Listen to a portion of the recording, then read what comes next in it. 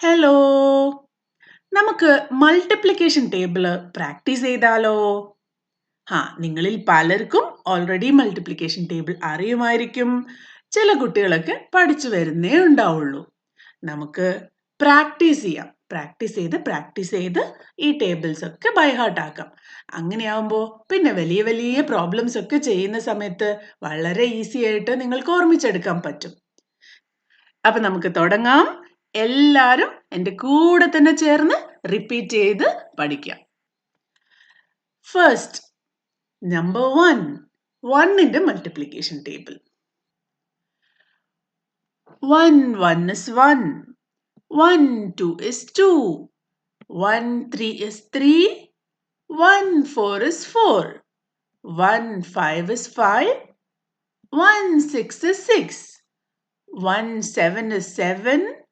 1 8 is 8. 1 9 is 9. 1 10 is 10. 1 11 is 11. 1 12 is 12.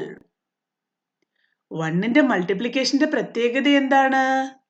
1നെ ഏത് number കൊണ്ട് multiply ചെയ്താലും അതേ നമ്പർ തന്നെയാണ് കിട്ടുന്നത്, അല്ലേ?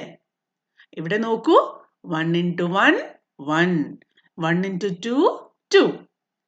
ഇനി നിങ്ങളൊന്ന് പറഞ്ഞു നോക്കാമോ? ഏതെങ്കിലും സ്റ്റേജില് തെറ്റിപ്പോവാണെങ്കിൽ അവിടെ വെച്ച് സ്റ്റോപ്പ് ചെയ്ത് വീണ്ടും ആദ്യം മുതൽ പ്രാക്ടീസ് ചെയ്യണേ.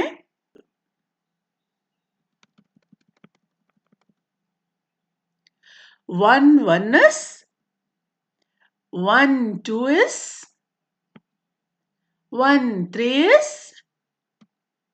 1 4 is, 1 5 is, 1 6 is, 1 7 is, 1 8 is, 1 9 is, 1 10 is, 1 11 is, 1 12 is.